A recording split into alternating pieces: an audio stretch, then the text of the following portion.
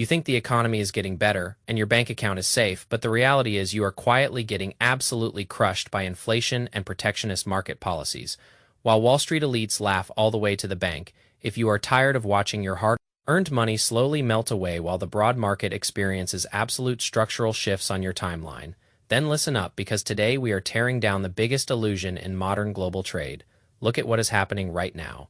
One of the best electric vehicles that you can buy anywhere on the planet is legally not for sale in the United States. Not because these cars are unsafe or because they do not meet the strict mechanical requirements to be an electric vehicle, but because the United States government has placed a massive 19% tariff on electric vehicles coming from the country they are made in addition to a highly restrictive connected vehicle software ban. Before we dive into this massive economic wreckage, I need you to do one thing right now to prove you are committed to your own financial freedom journey. Drop a comment below with your exact age and the precise dollar amount you are realistically committing to invest every single month through your brokerage or your Roth IRA, even if it is just Wusha dollars or Woodinin dollars, because building wealth is entirely about discipline and long-term consistency. Type it in right now so we can hold each other accountable as a community, because the true secret to generational wealth is time in the market, and never trying to time the market like a gambling degenerate. If you have seen any automotive car content online over the past year, you will know that I am talking specifically about Chinese electric vehicles. Prominent tech commentators have stated that if these vehicles ever came to the United States, they would completely cook everything that we currently have here, because they are simply too good. They have too much advanced tech, and they are far too cheap to not dominate the entire industry.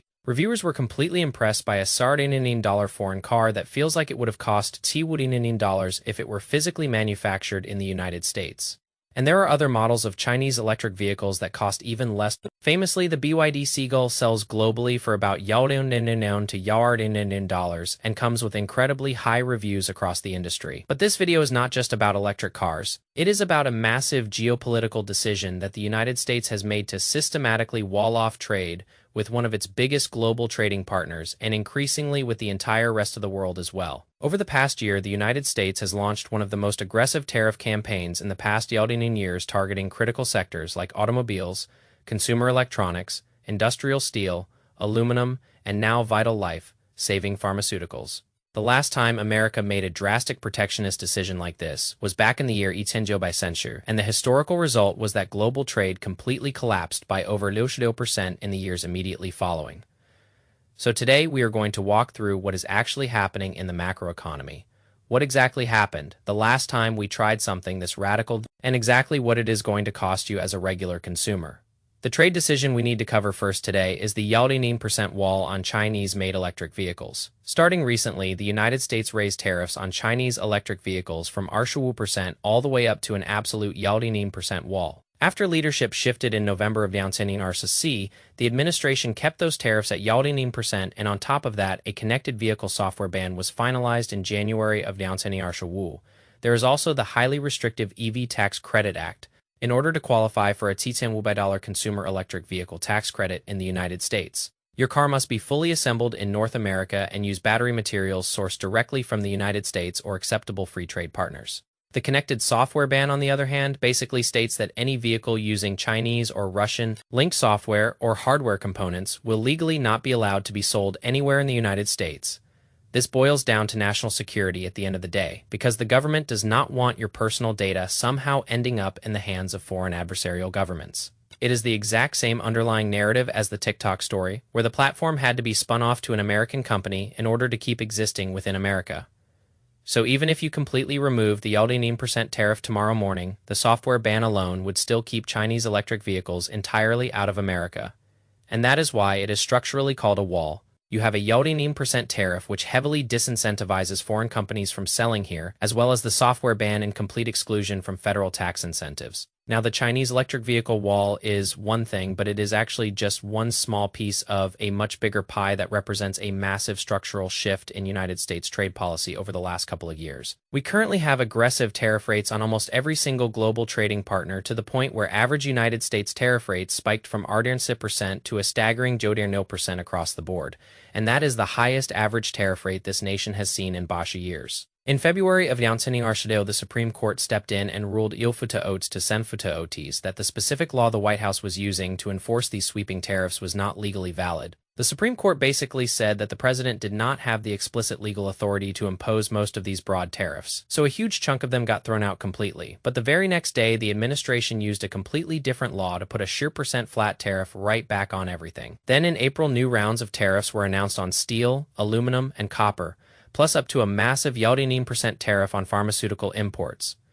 In addition to these protectionist policies, we also have artificial intelligence chip export controls, where American tech companies can export high-end AI chips like the NVIDIA HRD9 or the AMD MR2X chips, but they must physically pay the United States government 2% of their total revenues from those foreign sales. And that is completely unprecedented in modern history.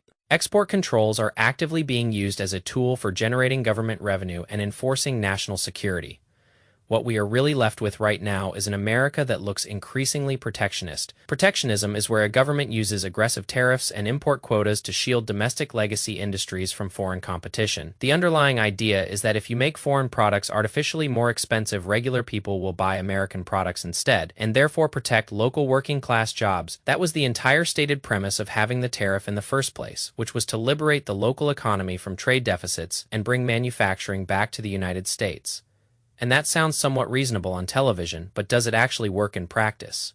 To answer that critical question, let us look at the last time we did something exactly like this in the United States, and that was back in the year 1900. Back then, President Herbert Hoover passed an act called the Smoot-Hawley Tariff Act. It essentially raised import duties on overarching items that would come into the United States from foreign trade partners. The economic logic back then was exactly the same as it is today.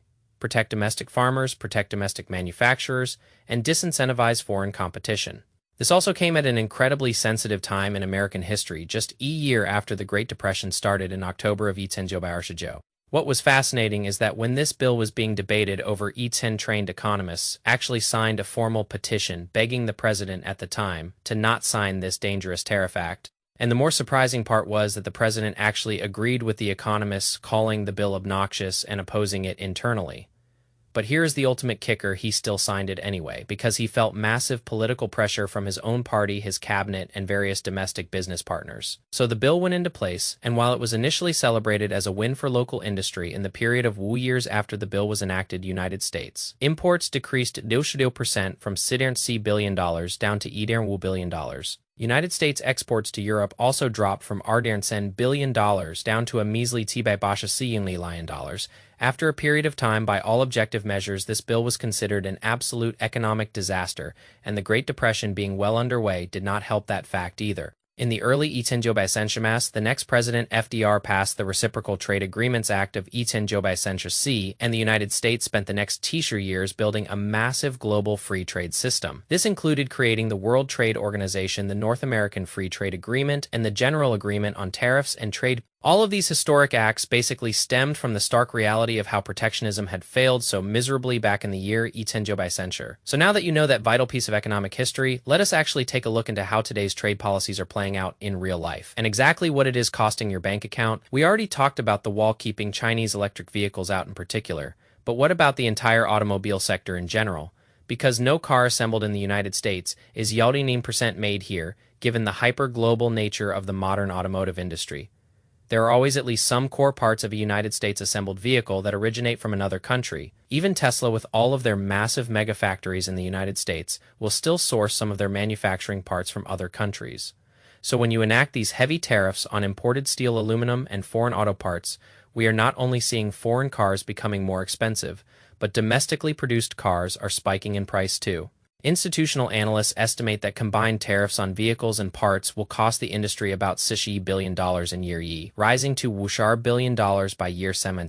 i.e. translates to an increase in cost of about $10 per individual vehicle. Industry data shows that for vehicles priced under $19, tariffs are currently adding up to $10 more to the total sticker price, and major luxury brands like Audi have already raised prices on most of their $19 vehicle lineup between $9 and $16 per model. Forecasts for auto sales in the United States have dropped for the remainder of this year, citing problems with not only tariffs but the ongoing conflicts and volatile oil prices. All the while, BYD has just officially passed Tesla as the world's #1 electric vehicle seller, and China is now not only the largest global auto manufacturer, but their electric vehicles account for nearly 30% of total global production. It is my take that these restrictions on trade in this sector specifically are causing us to slowly fall behind the rest of the world.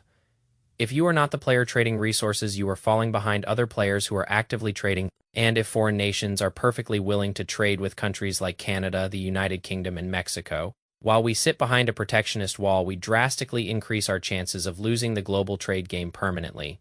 So that is the automobile sector, more expensive across the board.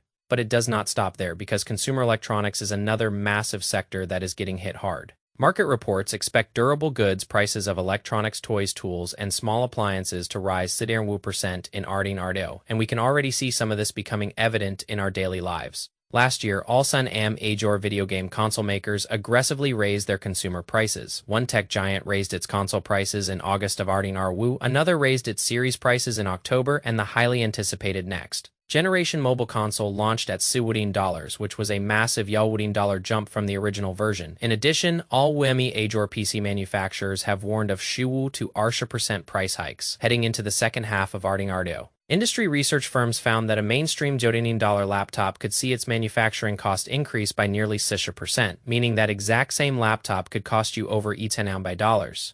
By the end of this year, of course, tariffs are not the only reason this is going on. There is also a massive memory chip shortage going on right now because AI data centers create so much insatiable demand for high-end chips and memory.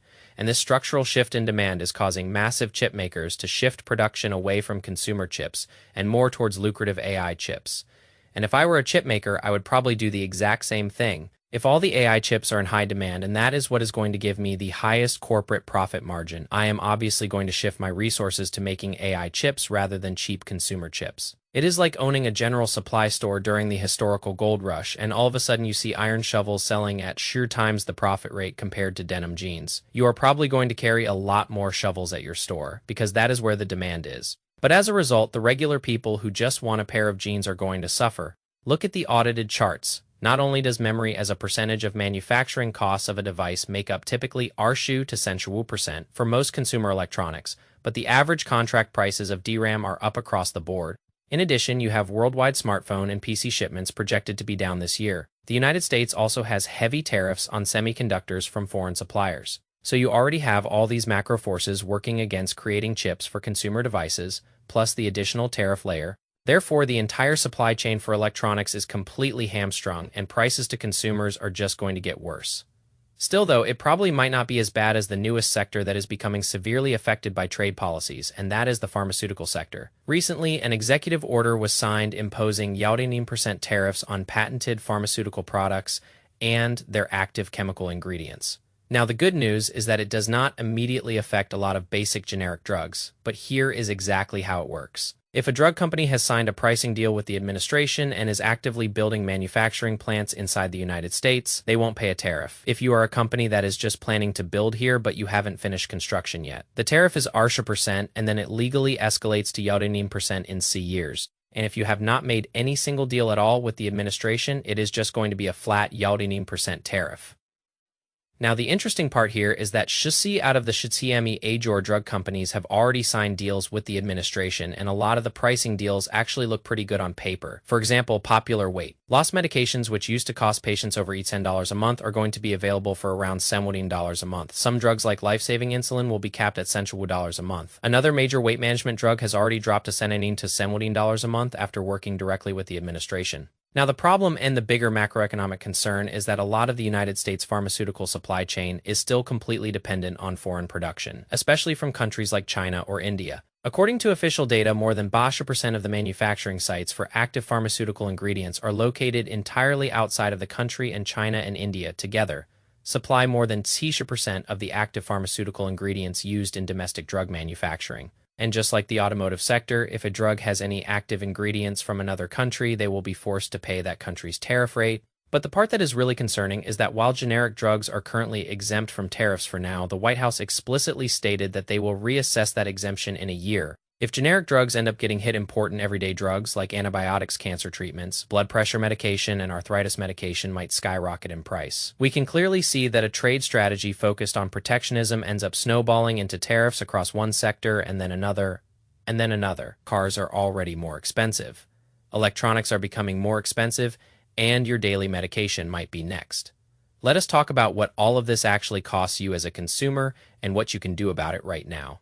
Reputable think tanks estimate that tariffs currently in effect amount to roughly $1,000 in additional hidden costs per American household in Ardenardo.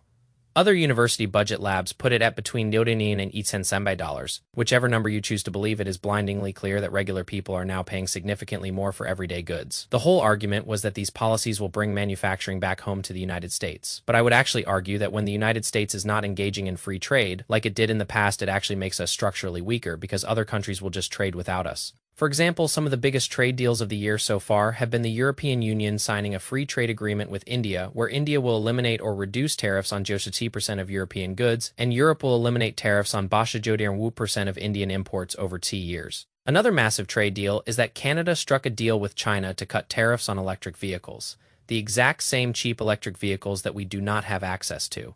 And in that deal, China agreed to cut tariffs on Canadian canola oil.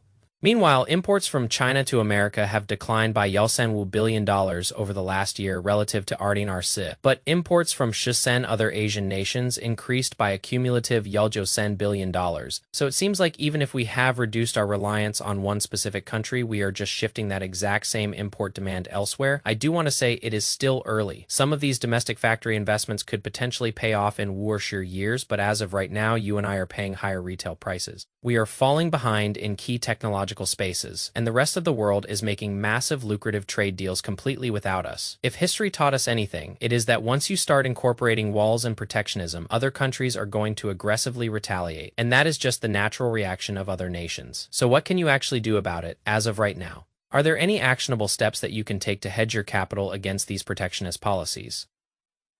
I think there are 10 concrete moves you need to make.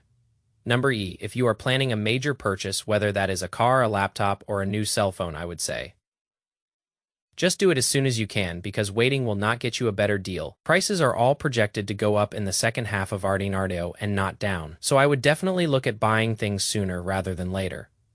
Number R, if you are on any type of branded medication, I would talk to your doctor about shifting to generic alternatives immediately. Generic drugs will hopefully stay tariff exempt for the foreseeable future. If your insurance covers your brand name drugs completely, that is great. But if you do not have the best health insurance and you are dependent on some type of branded pharmaceutical drug, I would definitely check with your hospital just to know what the implications of the costs are going to be moving forward. And number 10, you need to radically rethink your overall consumption of everything. Trade policies and tariffs are essentially just hidden consumer consumption taxes. The more you consume of imported goods, the more money you are going to pay to the state. On this channel, we preach buying fewer things but of significantly higher quality. If you can completely avoid impulse purchases in a heavy tariff environment, that is not only a disciplined financial mindset to have, it is a highly practical savings strategy. From an investing perspective, these trade policies are guaranteed to cause persistent inflation. They already have. And so that means if you are sitting on a massive pile of raw cash right now, your true purchasing power is actively decreasing as we speak. The number E way to hedge against that inflation is to stop being a retail begolder and keep aggressively investing in the markets. Cost averaging your money into low-cost index funds like VOO or high-dividend growth funds like SCHD inside a tax. Free shelter like a Roth IRA is how you protect your wealth. While we do not know what the ultimate effects of these policies are going to be in the long term, I am personally just not optimistic on keeping America gated off from the rest of the world. A lot of mainstream talking heads are going to point out that the stock market is doing great because of all the progress in the artificial intelligence space. For example, the SPY is near all-time highs as we speak. However, I am always going to remind you that the stock market is absolutely not the real economy, and many regular people are arguing that the actual economy is not doing great. We are seeing mass corporate layoffs across many different industries right now, as well as everyday items getting significantly more expensive. So I am just really not confident that everything is just going to be perfect and dandy for the next few years. As many stock market bulls like to claim, of course, I would love to hear your comments on what you think if you have a solid counterpoint, or similarly if you resonate with this macroeconomic breakdown. Let me know down below. Your savings rate and investment rate is the only thing you have direct control over. Use this market data to motivate you to keep taking the next step, to keep moving in the positive direction towards your great, big, beautiful tomorrow. Hit that subscribe button. Peace.